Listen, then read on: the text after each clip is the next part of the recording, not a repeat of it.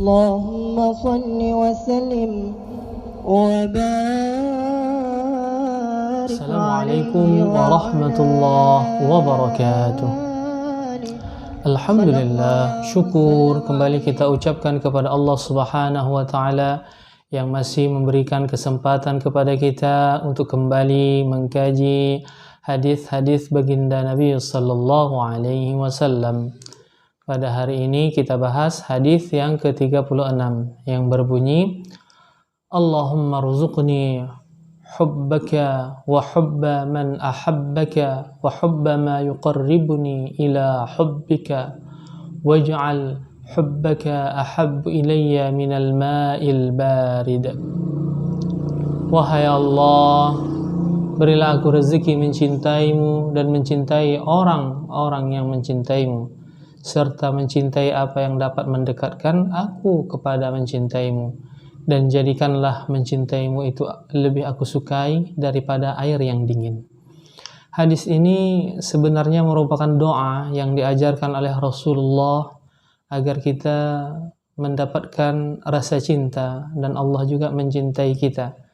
Bahkan kecintaan itu sangat penting, lebih penting daripada air yang dingin. Maksudnya jika kita dahaga di tengah padang pasir, kita menginginkan air yang dingin untuk melepaskan dahaga kita, maka lebih dari itu pentingnya cinta ini.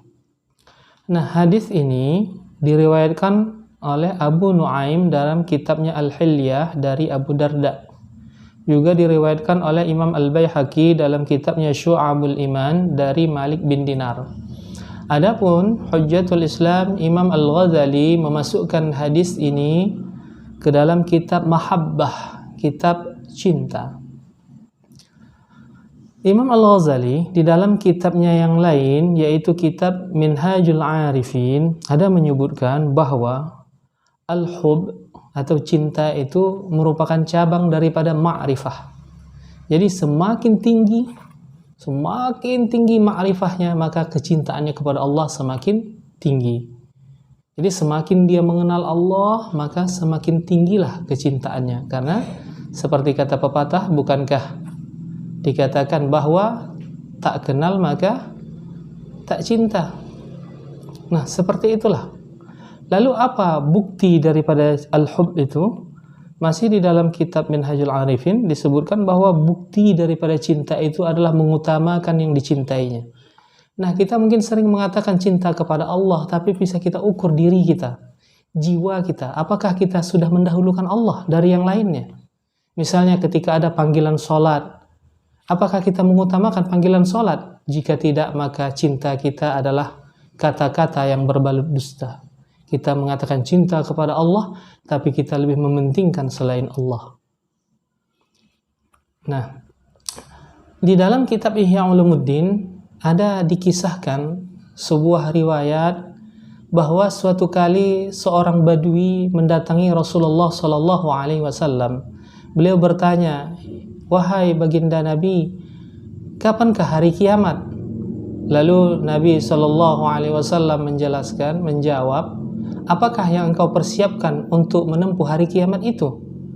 Dia mengatakan, si badui itu, aku tidak mempersiapkan apa-apa, tapi aku mempunyai cinta kepada Allah dan Rasulnya. Lalu Nabi SAW menyatakan, Al-mar'u ma'a man ahab. Seseorang itu bersama dengan yang dicintainya. Hadis ini riwayat Imam Bukhari dan Muslim dari beberapa jalur, dari Anas, kemudian ada dari Abu Musa, dan ada dari Ibnu Mas'ud. Hadisnya sahih. Jadi kita akan bersama dengan orang yang kita cintai. Jika kita mencintai Rasulullah, insya Allah Allah berikan kesempatan untuk bersama Rasulullah. Nah, makanya cinta ini adalah satu maqam, satu capaian yang paling tinggi, dikatakan oleh Imam Al-Ghazali di dalam kitab Ihya-nya. Tidak ada maqam setelah cinta, itulah puncak.